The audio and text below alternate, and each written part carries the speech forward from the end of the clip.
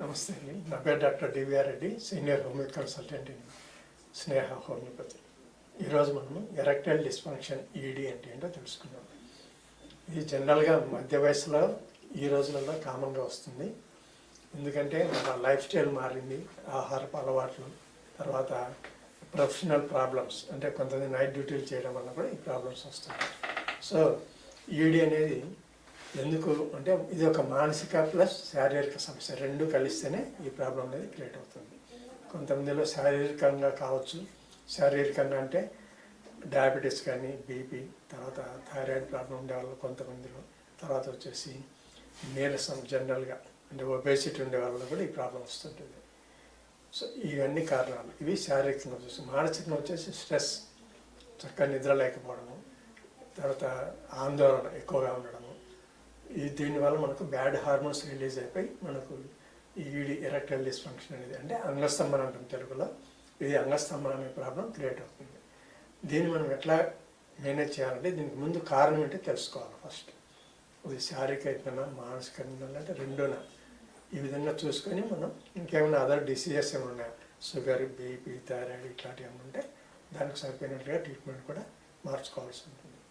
ఈ విధంగా చేయడం వల్ల మనం ఈడీ అనేది కంట్రోల్ చేయొచ్చు. దీంతోపాటు శారీరక శ్రమ లేకపోవడం అన్నీ ఉంటాయి, మంచి జాబ్, నిద్ర అన్నీ ఉంటాయి, కానీ ఎక్సర్సైజ్ ఉండదు. ఎక్సర్సైజ్ లేకపోవడం వల్ల కూడా ఈ హార్మోన్స్ లెవెల్స్ తగ్గుతుంటాయి. అది టెస్టోస్టెరాన్ పెరగడానికి చాలా ఇంపార్టెంట్. అందుకే ఎక్సర్సైజ్ చేసిన బాడీ ఫిట్గా ఉంటుంది, తర్వాత ఎటువంటి ప్రాబ్లమ్స్ లేకుండా హెల్తీగా ఉంటారు అనమాట. ఆక్సిజన్ సప్లై బాగుంటుంది, బ్లడ్ ఫ్లో బాగుంటుంది. ఇవన్నీ బాగున్నప్పుడు సమస్య రాదు.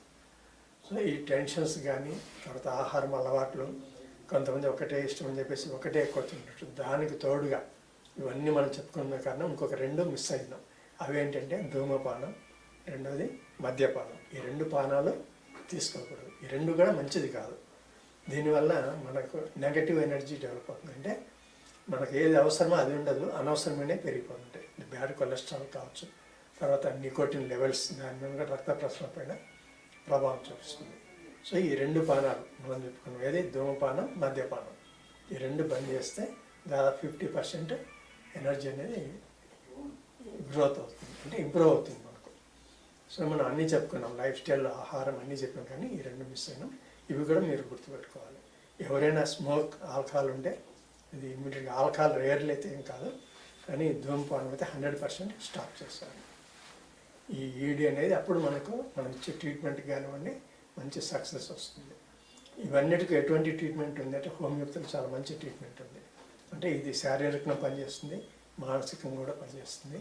తర్వాత డైజెషన్ ఇష్యూస్ ఏమైనా ఉన్నా కూడా, అంటే మనం అన్నీ తింటాం, బాదం పప్పు తింటాం, జీడిపప్పు తింటాం, కానీ మన శరీరం తీసుకునే శక్తి ఉండదు. దాన్ని ఇక్కడ క్లియర్ చేస్తుంది అనమాట. అంటే మన హోమియోపతి మందుల ద్వారా శరీరం మనం తీసుకున్న ఆహారంలో ఉండే విటమిన్స్ కానీ, ప్రోటీన్స్ కానీ అవన్నీ తీసుకుని మన శరీరానికి బిల్డప్ కావడానికి, అంటే మజిల్ బిల్డప్ కావడానికి, లేదా రక్త ప్రసరణ ఇంప్రూవ్ కావడానికి, లేదా నర్వస్ వీక్నెస్ కంట్రోల్ కావడానికి, మంచి నిద్రపోవడానికి, వీటన్నిటికి కూడా ఉపయోగిస్తుంది. సో ఇలాంటి ఒక ప్లాన్ చేసుకొని ఎవరైనా ఈ చెప్పిన ప్రాబ్లమ్స్లో ఏమైనా ఉంటే మీరు మన స్నేహ హోమియోపతిలో మంచి ఎక్స్పర్ట్స్ ఉన్నారు, మీరు వాళ్ళ అపాయింట్మెంట్ తీసుకొని మన డిస్ప్లే నెంబర్కు కాల్ చేసి అపాయింట్మెంట్ తీసుకోండి.